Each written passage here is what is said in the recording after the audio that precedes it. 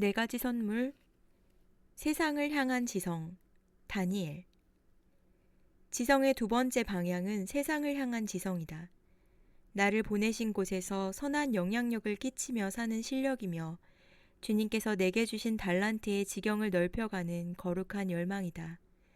하나님을 믿는 우리는 꼬리가 아닌 머리가 되어야 한다. 하나님은 신명기 28장 13절에서 이스라엘 백성에게 여호와께서 너를 머리가 되고 꼬리가 되지 않게 하시며 라고 약속하셨다. 내게 허락하신 영역에서 머리가 되어야 한다. 성공에 미쳐야 한다는 말이 아니다.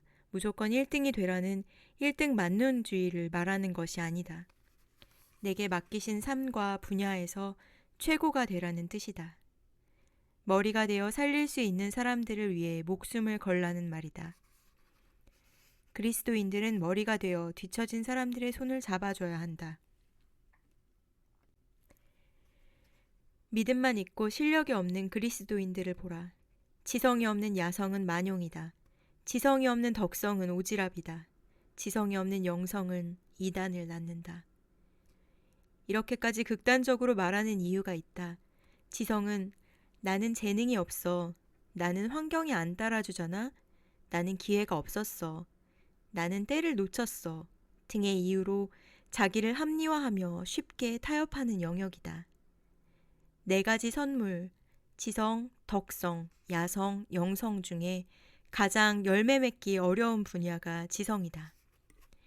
덕성, 야성, 영성은 특별한 노력을 하지 않더라도 때로는 고난과 만남의 축복을 통해 열리기도 하고 특별한 영적 체험을 통해 열매 맺기도 한다. 그러나 지성은 다르다. 나이, 경험, 경력과 상관이 없는 영역이다. 삶에서 치열한 노력과 열정을 보인 사람만이 지성을 갖게 된다. 지는 해를 붙잡고 뜨는 달을 벗삼아 분초를 다투며 살아가는 사람, 잠을 팔아 지식을 산 사람만이 지성이 뿌리내리고 자라며 열매 맺는다. 주님은 미련한 자를 택하여 지혜로운 자를 부끄럽게도 하신다. 꼬리를 택하여 머리를 다스리게도 하신다. 특별한 목적을 가지고 나를 통해 기적을 행하신다. 분명 그렇게 나를 쓰실 것이다. 그러나 주님의 은혜와 기적이 나로 하여금 지성을 포기하게 만드는 변명이 돼서는 안 된다. 우리는 맡겨진 일을 성실하게 잘하는 그리스도인이 되어야 한다. 그래야 세상 사람들이 우리를 통해 하나님의 영광을 보게 된다. 세상은 실력 있는 사람을 미워할 순 있어도 무시할 순 없다. 세상에서 찾는 사람이 되어라. 동시에 하나님을 찾는 사람이 되어라. 하나님을 아는 지성에서 시작해서 세상을 아는 지성으로 충만해질 때 우리는 하나님이 쓰시기에 편한 사람이 된다. 성경에는 하나님을 향한 지성과 세상을 향한 지성으로 충만한 인물이 나온다. 바로 다니엘이다. 다니엘은 지성을 통해 사람에게 인정받고 주님께 영광을 돌린 대표적인 성경의 사람이다. 다니엘은 꼬리에서 머리가 된 사람이었다. 바닥에서 하늘을 찍고 하늘에 계신 하나님을 이 땅에 나타낸 사람이었다. 다니엘의 시작은 우리보다 처참했다. 그는 바벨론의 포로였다. 청소년기에 부모와 나라를 잃고 언어와 문화가 다른 민족에게 던져졌다. 하지만 포로로 잡혀오고 3년 뒤 다니엘은 바벨론의 모든 지혜자를 압도하는 지성의 사람이 된다. 하나님께서 다니엘에게 바벨론의 지혜자들을 초월한 압도적인 지혜와 총명을 주신 이유를 크게 두 가지 이유로 생각할 수 있다. 첫 번째, 다니엘은 준비된 사람이었다. 다니엘은 포로로 사로잡힌 자신의 상황을 비관하거나 시간이 흘러가는 대로 자신을 내버려 두지 않았다. 허락된 시간 동안 최선을 다해 지성을 쌓았다. 언어가 다르고 환경이 다르다고 불평하지 않았다. 주변에서 도와주는 사람이 없다고 해서 주저앉지 않았다. 다니엘은 하나님께서 70년 뒤에 이스라엘을 회복시키실 것이라는 말씀을 믿었다. 말씀이 성취될 날을 기다리며 하나님이 쓰실 수 있는 사람으로 거듭나기 위해 지성을 쌓았다. 우상이 가득한 바벨론에서 말씀의 근거에 하나님을 섬기고 예배했다. 자신을 통해 일하실 하나님에 대한 완전한 신뢰가 있었다. 포로가 된 다니엘에게 허락된 시간은 3년이었다. 다니엘은 3년이라는 짧은 시간 안에 바벨론에 있는 모든 지혜자를 10배나 초월한 지성의 상징이 되었다. 다니엘 1장 20절은 그 지혜와 총명이 온 나라 박수와 술객보다 10배나 나은 줄을 아니라 라고 말하며 다니엘의 탁월함을 증언했다. 그는 자신에게 주어진 3년이라는 짧은 시간으로 열방의 흐름을 바꿀 지성을 쌓았다. 세월을 아껴라. 시간을 낭비하지 마라. 우리는 시간이 없다고 하소연하면서 시간이 무한정 있는 것처럼 행동한다. 다니엘의 치열한 3년이 그려지는가? 가족과 생리별을 했다. 나고 자란 고향이 파괴되었다. 정서적인 죽음을 경험했다. 타지로 끌려와 지금껏 쌓아온 모든 것이 쓸모없어지는 무기력함을 경험했다.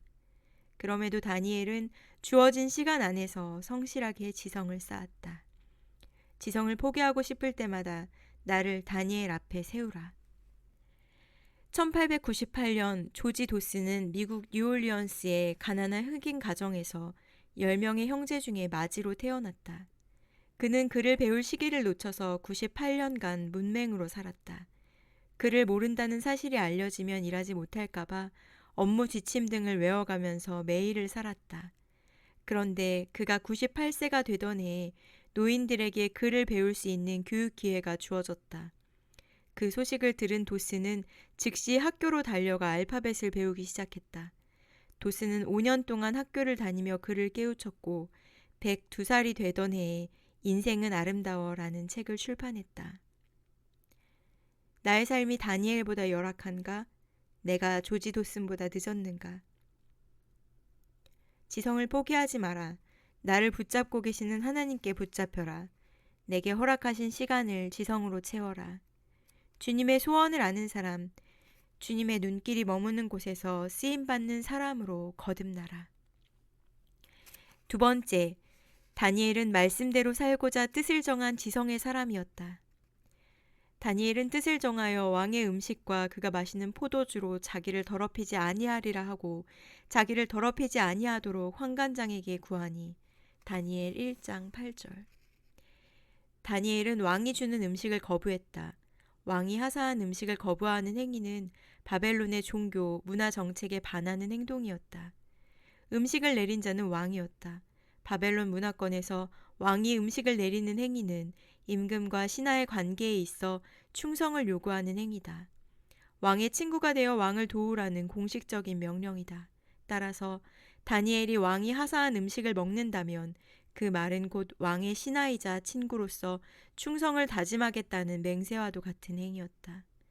그러나 다니엘은 좁은 길을 택했다. 하나님만 예배하고 하나님만 섬기기 위해 왕의 진미를 거절했다.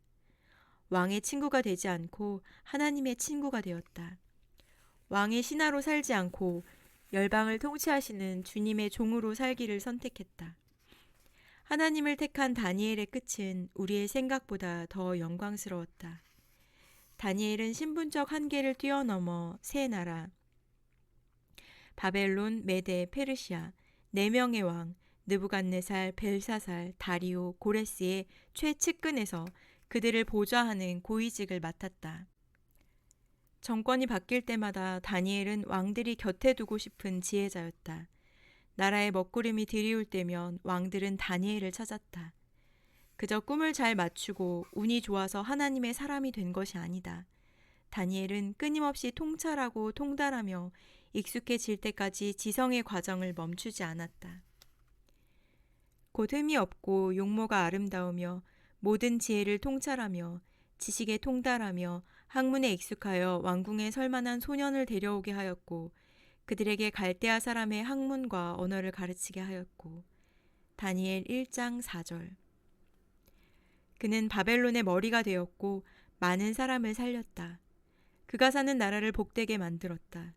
다니엘은 바벨론의 모든 지혜자를 초월하는 독보적 지성의 사람이었다. 대체 불가한 존재였다. 만유의 왕이신 하나님을 아는 성도였고 세상의 왕이 찾는 능숙한 지성의 사람이었다. 주님을 경외하는 그의 중심은 지성을 자신의 성공이 아닌 하나님의 영광을 향해 가도록 그를 인도해 주었다. 다니엘의 지성은 하나님이 없는 것 같은 세상에서 하나님의 살아계심을 보여지는 복음, 사성의 능력이었다.